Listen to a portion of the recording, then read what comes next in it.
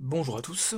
Alors aujourd'hui dans ce tuto je vais vous parler d'un utilitaire qui me permet de faire de la place sur mon disque dur. Alors je l'utilise depuis des années et c'est un utilitaire qui est vraiment génial. Alors si vous ne le connaissez pas, eh bien je serais ravi que vous puissiez l'utiliser pour vos propres besoins de place. Alors je l'utilise sur PC et visiblement il y a des alternatives sur Linux et macOS. Donc, on va voir ça tout de suite. Donc, dans votre navigateur, vous tapez Windirstat, vous arrivez sur ce site. Vous avez ici une note qui vous dit que si vous cherchez une alternative pour Linux, vous cliquez sur le lien ici, la dirstat, et l'alternative pour macOS, c'est qdirstat. Je ne les connais pas, peut-être se ressemblent-ils, je vous laisse les découvrir. En ce qui nous concerne, pour PC, vous cliquez sur Download Permalink, sur Source Forge, et sur Download. Et ça va vous télécharger le fichier dans votre dossier de téléchargement. Il est zippé, je crois, vous le dézippez, vous l'installez, et on se retrouve juste après. Alors maintenant, nous sommes sur l'explorateur de Windows. Il y a plusieurs possibilités pour utiliser ce logiciel. Donc soit vous cliquez ici, puis vous faites une recherche, et puis il vous affiche automatiquement le logiciel, et il vous présente les disques qui existent sur votre disque dur. Donc en l'occurrence, j'en ai 4. Alors vous pouvez en sélectionner un ou en sélectionner plusieurs en appuyant sur la touche contrôle. Donc moi je vais en prendre qu'un seul, voilà celui-là, et je clique sur OK, et automatiquement on a des petits logos qui ressemblent à Pac-Man, donc ça c'est assez rigolo. Et là le logiciel est en train de scanner le disque dur, et il vous affiche l'intégralité des dossiers classés dans l'ordre de ceux qui sont les plus importants en termes de consommation d'espace. Voilà, l'analyse est terminée.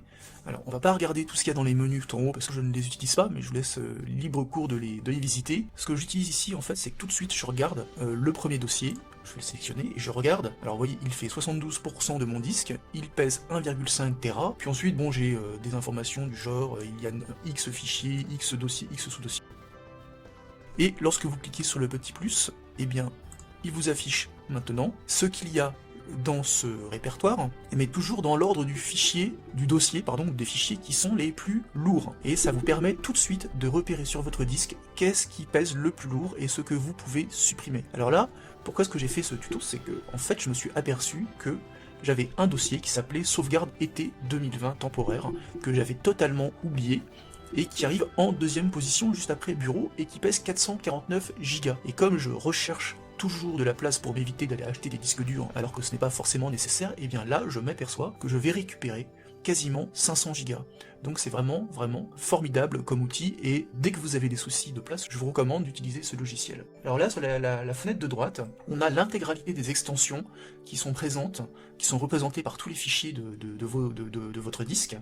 Donc on voit ici par exemple qu'on a des fichiers MP4 qui sont représentés par la couleur bleue, enfin c'est un violet plutôt, et plus le rectangle est grand, plus le fichier est gros. Et si vous cliquez sur ce rectangle-là et que vous voulez savoir à quel fichier il correspond, et bien automatiquement, il vous met dessus, et vous avez tout de suite l'information de la localisation et de la taille qu'il fait, et ainsi de suite, pour tous les types de fichiers.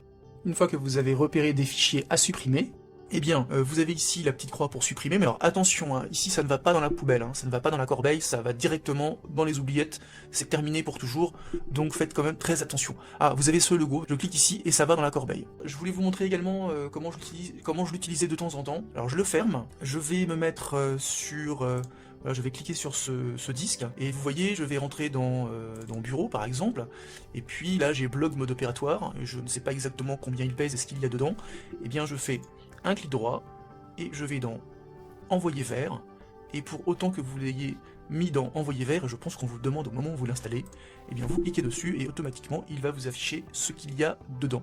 Donc il y a un répertoire qui arrive en première position, et un carré noir qui est en fait un répertoire fictif, mais qui correspond en fait aux fichiers qui sont directement dans le dossier blog mode opératoire, mais qui ne sont pas dans un dossier à part entière. Bah écoutez, voilà, j'espère que ça vous a intéressé, j'espère vraiment que ça va vous servir, c'est un très vieux logiciel, et peut-être que vous l'utiliserez encore dans 10 ans, en tout cas pour moi, je l'espère. Merci d'avoir écouté cette vidéo, je vous dis à très bientôt.